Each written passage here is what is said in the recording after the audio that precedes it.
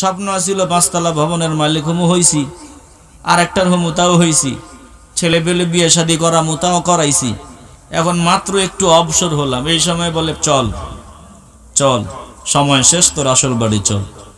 এটা কোনো শান্তি হইল? তখন কান্না করতে করতে বিদায় হয়ে গেলাম। ভালো করে খেয়াল করে নেন, দুনিয়ার ফাউন্ডেশনের চিন্তা করিয়া আখেরাত হাতছাড়া যার হয়ে যায়, এই বান্দার মতো কপাল পোড়া বান্দা জমিনে আর দ্বিতীয়টা কেউ নাই। যারা আখেরাতকে মূল উদ্দেশ্য বানায় তাদের দুনিয়ার ফাউন্ডেশনও মজবুত, আখেরাতেও তাদের ঠিকানা জান্নাত। যারা শুধু দুনিয়া দুনিয়া করে পাগল হইয়া আখেরাত হাতছাড়া করে দেয় তারা ফকির কপাল পোড়া, বিদায়ের সময় দুনিয়াও পায় না, আখেরাতে ঠিকানা জাহান্নাম। যারা আখেরাতকে প্রাধান্য দিয়া জমিনে জীবন কাটায় তারা দুনিয়ার ফাউন্ডেশনও তাদের মজবুত হয়, আখেরাতেও তাদের ঠিকানা হয় জান্নাত।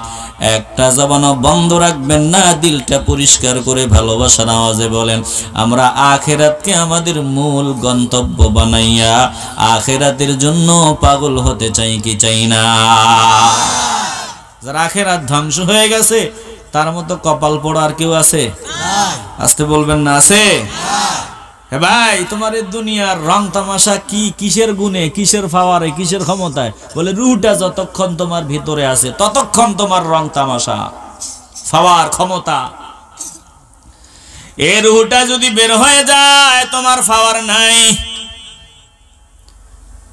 রুহটা যদি দেহ থেকে বের হয় তোমার পাওয়ার নাই, তুমি জিরো, তোমার আর কোনো পাওয়ার নাই। তাহলে রুহটা কোথায় যাবে? ওটা পালায় বাঁচতে পারবে না। আল্লাহ বলেন, এই রুহটাকে আমি আল্লাহ দিয়েছি, আমি আল্লাহ এই রুহটাকে গ্রেফতার করে নিয়ে আসবো। এই রুহটা ভেতরে আছে বলেই তো আজ আপনারে চিমটি দিলে চিল্লায়া চিৎকার মারেন। রুহটা ভেতরে আছে বলেই তো পেটের চামড়ায় কেউ চাপ দিলে চিল্লায়া চিৎকার মারেন। কেন? বলে ব্যথা অনুভব হয়। এ ব্যথা তোমার এই শরীর পায় না রে ভাই, এই চামড়ার দেহ ব্যথাটা পায় না, ব্যথাটা পায় তোমার রুহটা। এই রুহটা কিন্তু মালিক নিয়ে গেছে, তোমার আব্দুল্লাহ রে, আব্দুর রহমান রে নিয়ে গেছে। নিয়ে যাওয়ার পর মানুষ বলে বোকা, এটা আব্দুল্লাহ, আব্দুল্লাহ বলে এতদিন জানতাম। আসলে এই যে আব্দুল্লাহ, হাত পা কান জবান অঙ্গ প্রত্যঙ্গ এগুলা আব্দুল্লাহ না, এগুলো আব্দুল্লাহর কাভার। আসল আব্দুল্লাহ কিন্তু চলে গেছে, এখন এটা শুধুই আব্দুল্লাহর কাভার, আব্দুল্লাহর লাশ। হে ভাই, কয়দিন আর অহংকারে মত্ত হইয়া আল্লাহর বিরোধিতা করবা, নবীর দুশ্মনী করবা? এখনো সময় আছে, তাকায় একটু চিন্তা কি করো না? তোমার এই দুনিয়া দুনিয়া করে পাগল হইয়া কি লাভ? তোমার দুনিয়ায় যদি তুমি 50 বছর, 60 বছর, 70 বছর, 80 বছরের বেশি এখন বর্তমানে মানুষ হায়াত পায় না, যদি 80 বছরও বাঁচো রে ভাই, একটু চিন্তা করে দেখো 50 বছর চলে গেছে, কোন দিক দিয়া জানি চলে গেছে তোমার খবরও নাই। এভাবেই বাকি দিনগুলো চলে যাবে, তুমি কিন্তু কবরের প্যাসেঞ্জার হইয়া কবরে গিয়া শুয়ে যেতে হবে। একটা জবানও বন্ধ রাখবেন না, ইমানের আওয়াজ দিয়া বলেন, আল্লাহর নবীর ভালোবাসা অন্তরে নিয়া নেক আমল করিয়া আমরা কবরের পুঁজি অর্জন করে তৈরি থাকতে চাই কি চাই না? কপাল পোড়া বেঈমানরা তো কপাল পোড়া। আমরা মুসলমানরা তো আজ বহু দলে বিভক্ত, আমরা মুসলমানরা আজকে বহু দলে বিভক্ত। একদল মুসলমান আমরা এমন আছি, সুরত সিরাত সব ঠিক আছে, লম্বা লম্বা দাড়িও আছে, টুপি আছে, লম্বা জুব্বাও আছে, সব আছে, কিন্তু নবীর দুশ্মন। আসতে বলেন কেন? যদি সত্য বলে আওয়াজ দেন, কথা সত্য না মিথ্যা? সব ঠিক আছে, নবীর দুশ্মন, এগুলো কপাল পোড়া। আবার আমরা যারা নবীকে ভালোবাসি, আমাদেরও পূর্ণতা নাই, ভালোবাসার দাবিটা আমাদের শুধু মুখেই রয়েছে। দাবি পূরণ করতে গিয়া যা যা করা দরকার ওগুলো আমাদের ভিতরে কিছুই নাই। আমরা মুখে মুখে আছি, অন্তরে নাই আমাদের ভালোবাসাও প্রকৃত ভালোবাসা না। ভালো করে অনুধাবন করে নেন, প্রকৃত প্রেমিক, প্রকৃত আখেরাত ওয়ালা হলো তারা যারা নবীরে জানের চাইতে বেশি ভালোবাসে আর আমার নবীর তরিকায় জীবন কাটায়। জোরে কোন ঠিক কিনা? নবীর তরিকা ভিতরে আছে। কথা কি বুঝতে কষ্ট হয় আপনাদের? কথা কঠিন হয়ে যাচ্ছে না তো? নবীর আদর্শ সব ভিতরে আছে, টুপি আছে, দাড়ি আছে, মেসওয়াক আছে, সব আছে, কিন্তু ভেতরে ভেতরে মুনাফিকি। এই আদর্শের কোনো দাম আছে? আসতে বলবেন না, জোরে বলেন। আবার মুখে মুখে আমার ভালোবাসার দাবি আছে, নবীর আদর্শ আমার ভিতরে নাই। আমার এই মুখে বলারও চূড়ান্ত পর্যায়ে কোনো ফায়দা। ভালো করে খেয়াল করে নেন, নবীর মহব্বত অন্তরে থাকবে, ওটার বহিঃপ্রকাশ ঘটায় দিতে হবে। বেঈমান সুরতে সিরতে চমৎকার, সিরাতে চমৎকার। নবীর আমলে, নবীর জামানায়, আল্লাহর নবীর সময়ে এই দুশমনগুলা ছিল। যেই দুশমনগুলাটা দাড়ি ছিল, টুপি ছিল, লম্বা জামা ছিল, আল্লাহর নবী যখন বয়ান দিতেন, ওই বয়ানের পর, আল্লাহর নবীর বয়ানের পর সামনে গিয়া সকল শ্রোতাদেরকে উদ্দেশ্য করে বলতো, উনি যা বলেছেন সত্য বলেছেন, ওনার কথাগুলো মানলেই আমাদের মুক্তি হবে, আমরা শান্তি পাবো, ওনার কথা মনে প্রাণে মানা দরকার। বলো তোমরা কি ওনার কথাগুলো মেনে চলতে রাজি আছনি? সাহাবায়ে কেরামরা বলতো রাজি আছি। কিন্তু এই লোকগুলা চুপি চুপি বেঈমানদের সাথে তাল মিলায়া সুযোগ পাইলে আমার নবীরে গালি দিত। এত আসতে বলবেন না, আউযুবিল্লাহ। নবীজির জামানায় ছিল, নবীর পিছে নামাজ পড়তো, কিন্তু সুযোগ পাইলে আবার নবীর বিরোধিতায় বেঈমানদের সাথে তাল মিলায়া কথা কইত। বলেন তো বর্তমানে এই রকম মুসলমান আমগো দেশে আসেনি? আসতে বলবেন না, জোরে বলেন আসেনি? এদের সংখ্যা কম না বেশি? ভালো করে উপলব্ধি করে নেন, আমার মালিক কোন বান্দার ব্যাপারে বলেন নাই, কোন ব্যক্তির ব্যাপারে বলেন নাই, দোস্ত আপনি ক্ষমা চান বা না চান উভয়টাই সমান, আমি মাফ করব না। আল্লাহর নবীর আল্লাহ কোন ব্যক্তিদের ব্যাপারে এমন কথা বলেন নাই যে দোস্ত আপনি তাদের জন্য ক্ষমা চান বা না চান উভয়টাই সমান, আমি মাফ করব না। আমার নবী না চাইতেই আমার আল্লাহ নবীরে দান করে দেয়। নবী বলা লাগে না, না বলার আগেই আমার আল্লাহ নবীরে দিয়া নবীরে কলজা ঠান্ডা করে দেয়। জোরে কোন সুবহানাল্লাহ।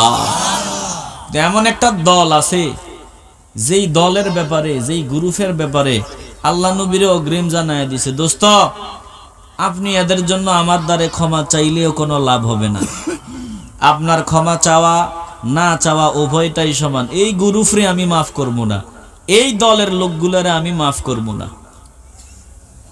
ওরা কতটাই না কপাল পোড়া, বুঝেননি? কথা বুঝেননি?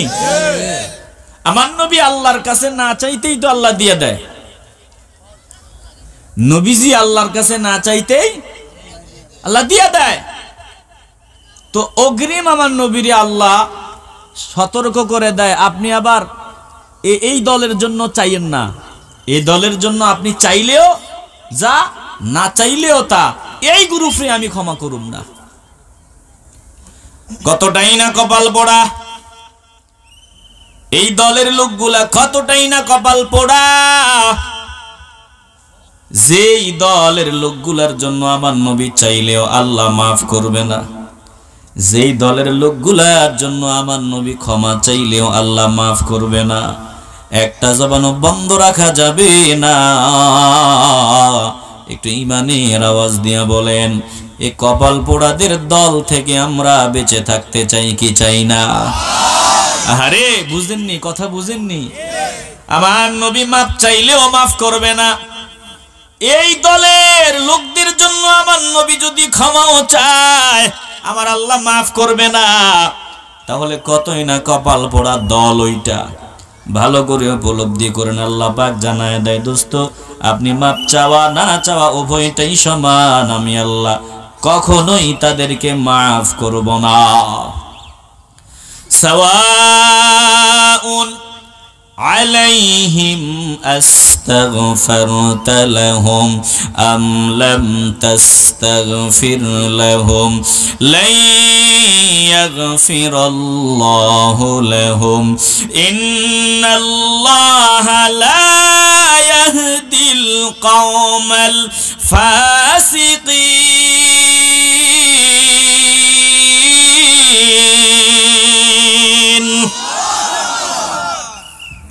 একটু ভালো করে বুঝেন আমার মালিক বলেন সাওয়াউন আলাইহিম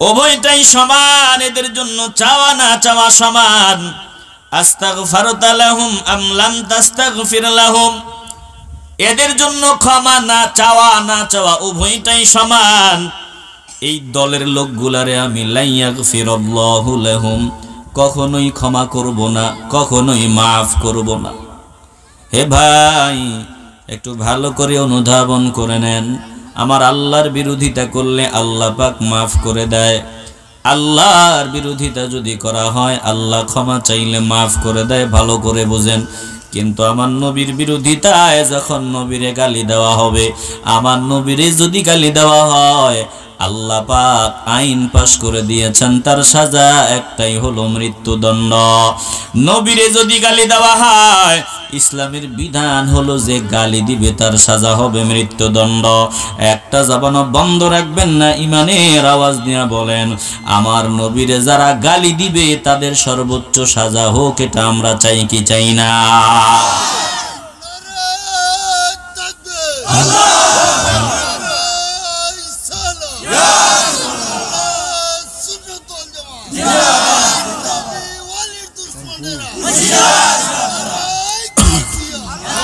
প্রিয় ভাইরা অনুধাবন করে নেন আমার নবীরে গালি দিছিল বাঁচার জন্য বাইতুল্লাহর গিলাফ ধরে রাখছে আব্দুল্লাহ বিন খাত্তাল সে নবীরে গালি দিয়েছে আর মনে মনে চিন্তা করেছে কাবায় ধরে রাখলে তো আর আমারে হত্যা করবে না কারণ এই বাইতুল্লাহতে মানুষ হত্যা করা নিষিদ্ধ করে দেওয়া হয়েছে এখানে পশু পাখি পর্যন্ত মারা হারাম ভালো করে খেয়াল করে নেন কিন্তু আমার নবীর জন্য আল্লাহ হালাল বানায় দিয়েছেন বলেন শুধু আপনার জন্য আমি হালাল করে দিলাম এই দুশমনের রাসূল বাইতুল্লাহর গিলাফ ধরে আছে অথচ সে আপনারে গালিগালাজ করেছে তার ক্ষমা নাই আপনি তারে ক্ষমা করা যাবে না তাকে হত্যা করে ফেলেন আব্দুল্লাহ বিন খাত্তালকে কাবার দরজা ধরা অবস্থায় হত্যা করা হয়েছে চিল্লায় এখন আল্লাহু আকবার আমরা বহুদলীয় মানুষ থাকতে পারি আওয়ামী লীগ বিএনপি জামাত হেফাজত কত দল আমগো দেশে বহু দল থাকতে পারি কিন্তু আমার নবীকে যারা গালি দিবে শাহজালালের জমিনে আল্লাহর ওলিদের জমিনে যারা আমার নবীকে গালি দিবে দল মত নির্বিশেষে আমাদের একটাই দাবি হবে নবীর দুশমনদের সর্বোচ্চ শাস্তি হোক এটা আমরা মন থেকে চাই জোরে কোন ঠিক কি না এরা হলো কপাল পোড়া এদিনে আমার আল্লাহ ক্ষমা করবেন না ভালো করে খেয়াল করেন যাদেরকে আল্লাহ কখনোই ক্ষমা করবেন না কেন বলেছেন এত কঠিন কথা কি কারণে বলেছেন কোন কারণে আমার মালিক বলেছেন এদের কখনোই ক্ষমা করব না দোস্ত আপনি দেখেন আবার এদের পক্ষ হইয়া আমার কাছে ক্ষমা চাইয়েন না আপনার তো দিল নরম আপনি না জানি এদের জন্যও আমার কাছে ক্ষমা চাইয়া বসেন আপনি যাতে না চান আমি এজন্য অগ্রিম জানাই দিলাম এদের জন্য ক্ষমা চাইয়েন না এদেরকে আমি কখনোই ক্ষমা করব না তাহলে বুঝতে হবে একটু হৃদয় দিয়া কোন সে অপরাধ কি কারণে আল্লাহ পাক এই দলের লোকগুলারে ক্ষমা করবেন না একটা জবানও বন্ধ রাখবেন না একটু ঈমানের আওয়াজ দিয়ে বলেন আল্লাহ যেই কারণে তাদেরকে ক্ষমা করবেন না কারণগুলো আমাদের জানার দরকার আছে না নাই আস্তে বলবেন না জোরে বলেন একটু মনোযোগ নিয়ে শুনেন যাদেরকে ক্ষমা করবেন না এরা কিন্তু সুরতে মুসলমান সুরতে ওরা টাটকা মুসলমান কষ্ট হচ্ছে আপনাদের একটু অনুধাবন করে নেন এরা নবীর পেছনে নামাজ আদায় করত আল্লাহর নবী খুতবা দেওয়ার পরে নবীর প্রশংসাও করত আল্লাহ পাক এদের গোমর ফাঁস করে দিয়েছেন দোস্ত কেন তাদেরকে ক্ষমা করব না শুনে নেন কারণ হলো তারা হলো মুনাফিক। একটা জবানও বন্ধ রাখবেন না, জোরে বলেন তারা কি? কি ভাই, এ ভাই সমস্যা আছে? এই বাঁশিটা বাজায় কে দেখেন তো। কারণ হলো তারা মুনাফিক। কারণ কি? আস্তে বলবেন না, জোরে বলেন তারা কি? এ মুনাফিক আল্লাহর নবীর জামানায় ছিল,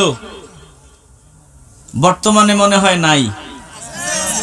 আস্তে বলবেন না, জোরে বলেন। এদের সংখ্যা কম না বেশি? আল্লাহ পাক কেন তাদের কখনোই ক্ষমা করবেন না, আল্লাহ এবার জানায় দিচ্ছেন।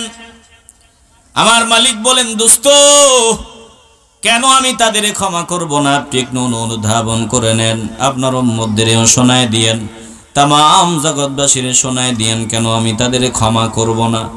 আল্লাহ পাক জানায় দেয়, ইযা জাআকাল মুনাফিকুনা ক্বালু নাশহাদু ইন্নাকা লারাসূলুল্লাহ ওয়াল্লাহু ইয়ালামু ইন্নাকা লারাসূলুহু ওয়াল্লাহু ইয়াশহাদু ইন্নাল মুনাফিকিনা লাকাযিবুন।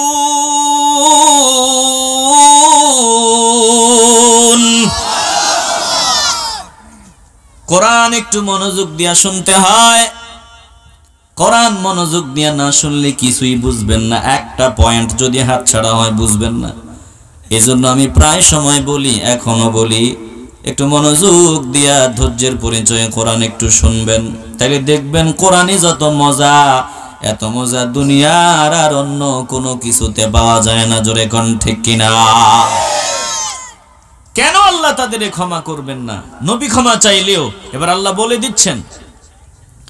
আমার মালিক বলেন, দোস্ত ইযা জাকাল মুনাফিকুনা, যখন এই মুনাফিকুনের দলগুলা আপনার সামনে হাজির হয়, তখন তারা আপনার প্রশংসা করে, আপনার গুণগান করে, আপনার শান-মান গায়, বলে ক্বালু নাশহাদু ইন্নাকা লারাসূলুল্লাহ। ওরা বলে আপনি সাধারণ কোনো ব্যক্তি না, আপনি অসাধারণ ব্যক্তি, আপনি আল্লাহর রাসূল। ওরা বলে আমরা বলছি নিশ্চয়ই আপনি আল্লাহর রাসূল, অবশ্যই আপনি আল্লাহর রাসূল। আমার মালিক বলে, দোস্ত আল্লাহু ইয়ালামু ইন্নাকা লারাসূলু, আমি আল্লাহ তো বলি আপনি আমার রাসূল, কিন্তু আমি এবার পরিষ্কারভাবে আপনাকে জানায় দিলাম, আল্লাহু ইয়াশহাদু ইন্নাল মুনাফিকিনা লাকাযিবুন।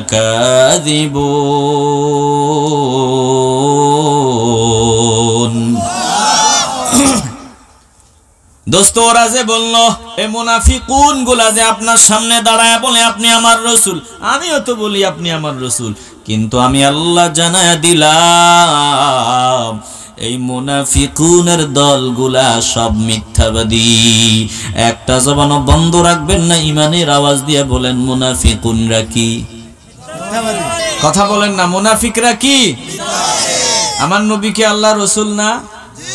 তা মুনাফিকরা তো এই কথাটাই বলেছে, আমার নবী আল্লাহর রাসূল। এই কথাটা কি সত্য না? আপনারা কথা না বললে ভালো লাগে না, এই কথা কি সত্য না? তো মুনাফিকরা তো এই কথাই বলেছে। কিন্তু আমার মালিক বললেন মুনাফিকরা মিথ্যুক। তার মানে নবী কি আল্লাহর রাসূল না? আল্লাহ বলেন, দোস্ত আপনি আমার রাসূল, এটা আমিও তো বলি, কিন্তু মুনাফিকরা মিথ্যাবাদী। এর কারণ হলো মুনাফিকের দল যে বলতেছে আপনি আল্লাহর রাসূল, হযরত ওমর তো বলে, আবু বকর, ওসমান, আলী রাদিয়াল্লাহু তাআলা আনহুমা ওরাও তো বলে আপনি আমার রাসূল, আর ওদের মতোই শুরুতে মুসলমান এরাও মুনাফিকরাও বলে আপনি আমার রাসূল। আমি বললাম আবু বকর, ওমর, ওসমান রাদিয়াল্লাহু তাআলা আনহুমার তা বলা ঠিক আছে, ওনাদের বলা ঠিক, ওনাদের বলা সঠিক, আরে মুনাফিকদের বলা হলো মিথ্যা। কারণ তারা অন্তরে আরেকটা নিয়া, জবান দিয়া, চামড়ার জবান দিয়া বলে আপনি আমার রাসূল, কিন্তু অন্তর দিয়া সেটা বিশ্বাস করে না, অন্তরে আরেকটা। আমি আল্লাহ অন্তরের মিথ্যা কথাটা প্রচার করে দিলাম। ওদের বলাটা ওই যে ওয়াইসুল করণীর মতো হয় না, ওদের বলাটা শাহজালাল ইয়ামানি রহমাতুল্লাহি আলাইহির মতো হয় না, ওদের বলাটা খাজা মাইনুদ্দিন চিশতির মতো হয় না, ওদের বলা আল্লাহর খাঁটি ওলিদের মতো হয় না। বিধায় ওলিরাও বলেছে আল্লাহর প্রিয় বান্দাদের কথা আমার নবী আল্লাহর রসুল, ওদের কথাও হলো নবী আল্লাহর রসুল, আল্লাহর পরিষ্কার কথা। ওদেরটা ভুল, ওদের বলা দিল থেকে না হওয়ার কারণে ওরা মিথ্যাবাদী, কাজ্জাব, মুনাফিক। আর আল্লাহর প্রিয় বান্দাগুলা, আমার প্রিয় বান্দাগুলা মন থেকে বলাতে তাদের সাথে আমার কথার সাথে মিলে গেল, তারাই হলো মুমিন। চিল্লায় বলেন সুবহানাল্লাহ। ভালো করে খেয়াল করেন, জবানে একটা, দিলে আরেকটা। আল্লাহ পাক বলে দিন এরা মুনাফিক, এরা মিথ্যাবাদী। একটা জবানও বন্ধ রাখবেন না, একটু ভালোবাসার আওয়াজ দিয়ে বলবেন আমরা জবান আর দিলের সমন্বয়ে আল্লাহর নবীকে, আল্লাহর নবী এবং পরকালকে জবান এবং দিলের সমন্বয়ে মেনে নিতে চাই কি চাই না? আমার আল্লাহ বলেন দোস্ত শোনেন, কেন আমি তাদের কখনোই ক্ষমা করব না। ইত্তাখাযু আইমানাহুম জুন্নাতান ফাসাদ্দু আন সাবিলিল্লাহ ইন্নাহুম সাআ মা কানু ইয়ামালুন।